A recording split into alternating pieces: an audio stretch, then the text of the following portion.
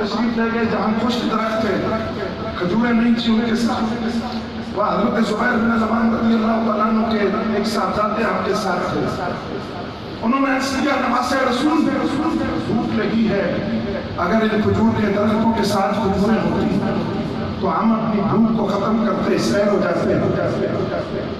کھجوروں کا موسم نہیں تھا، کھجوروں کے درخت خشک ہیں، موسم نہیں ہے۔ امام حسن مجتبی رضی اللہ تعالیٰ عنہ نے ہاتھ اٹھایا، ہاتھ اٹھانے کے بعد جب امام حسن رضی اللہ تعالیٰ عنہ اپنے ہاتھوں کو نیچے کیا تو وہ درخت کے ساتھ تر و تازہ کھجوریں لگی۔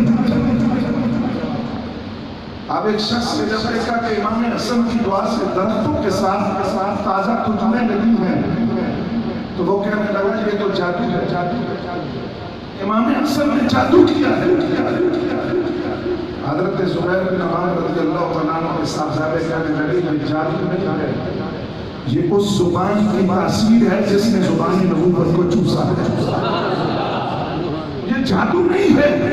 لفظ کو قبولیت کا جوڑا پہن کر ان کی زبان سے ذہن سے باہر نکلتے ہیں اور لفظ نکلتے ہی قبولیت کا جوڑا پہن لیتے ہیں، دعا کے لیے اٹھے ہوئے ہاتھ نیچے بعد میں اٹھے ہیں، رب پہلے ان کی دعاؤں کو قبولیت کا شرف عطا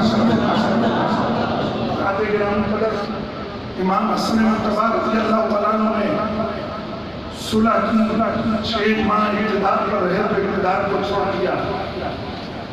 میں کہتا ہوں اتنا علم، اتنی بردباری اور اتنی مشاہدہ دلی، اقتدار چھوڑ دیا۔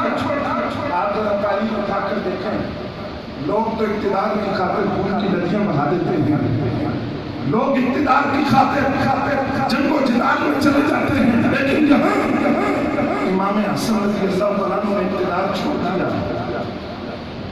میں سوچتا ہوں کہ اتنی علم، اتنی کشادہ دلی اور اتنی وسعت ظرفی آئی کہاں سے؟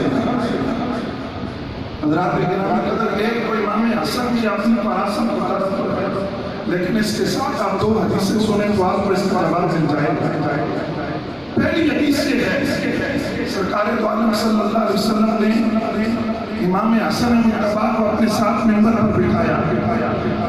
امام حسن مسجد نبوی میں داخل ہوئے، لڑکھڑاتے ہوئے آئے، سرکار دو عالم صلی اللہ علیہ وسلم نے ان کو پکڑ کر منبر پر بٹھایا اور صحابہ کرام سے مخاطب ہو کر فرمایا ابنی ھذا سید، میرا یہ بیٹا سردار ہے، لعل اللہ ان یصلح بین فئتین، اللہ رب العزت اس کے ذریعے 2 گروہوں کے درمیان صلح کروائے گا۔